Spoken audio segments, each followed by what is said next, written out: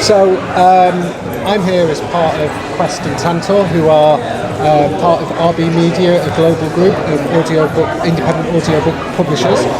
We purely work in audio, and Quest and Tantor are the US and UK representatives for a lot of self-published and independent authors, and we work with a lot in that area. What we do is we're very much a traditional independent publisher purely for audio, where we look at submissions based on content submissions that will come in, and then we will decide whether we want to turn that into an audio book or not. And then if you do become into business with us, essentially, we very much act like a traditional publisher in terms of distributing your content as wide as possible and on pretty much every platform that's available on the territory. Can I ask a question about that, just so I understand it? When you just explain that people will come to you and you will choose a distribution route, are you choosing whether to accept and or reject different manuscripts? Or do you take it? We look at every manuscript that's submitted to us as a business. We publish, and then the editor will make a decision on whether or not they want to buy that book to turn into an audio book. Right, so that element of it is very much a traditional approach. Very much traditional. And then you will control the audio distribution. Yes. Okay. And the marketing, the merchandising, the production, the recording, everything will be taken care of by us.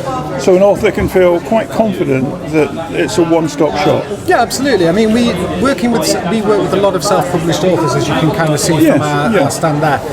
What we like to look at ourselves is a self-published author is their own business. They are looking to make as much money as possible for themselves with their content. That's the plan. Splitting out your audio rights to a company like us means that we will look after your audio, and we will try and make the best out of that part of your business. And you can keep working with yourself for ebook, or you could work with a print publisher for print, but we are purely focused on getting the best out of the audio. And with the audio, Jules, is separate from the traditional approach to acquiring the book rights.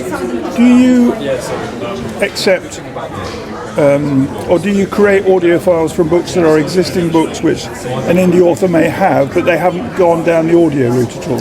Yeah, how does that work? We're always looking at what's available in rights, and we have a lot of success in looking at older titles that weren't necessarily picked up for audio back in the day. A great example of that is Poor Things, which won the Oscars.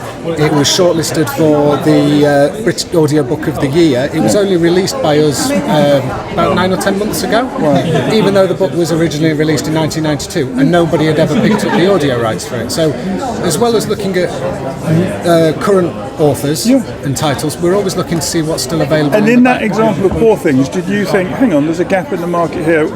Or did the author approach you and say, look, I've got this book that's done well, it's had different conversions to theatre or movie? No, we're just always on the lookout for things. Anything in the news, we're always looking for various titles, whether they be old or new, and the authors, we're just constantly looking. Brilliant, okay. And I think I've only got really one other question, and that would be, and I'm thinking from myself, but I'm trying to also think of the folks who watch this channel or might stumble across this channel in this particular conversation. What tips would you give to somebody who has yet to go into the audio market? I think the market is growing, and there's a lot of different players out there.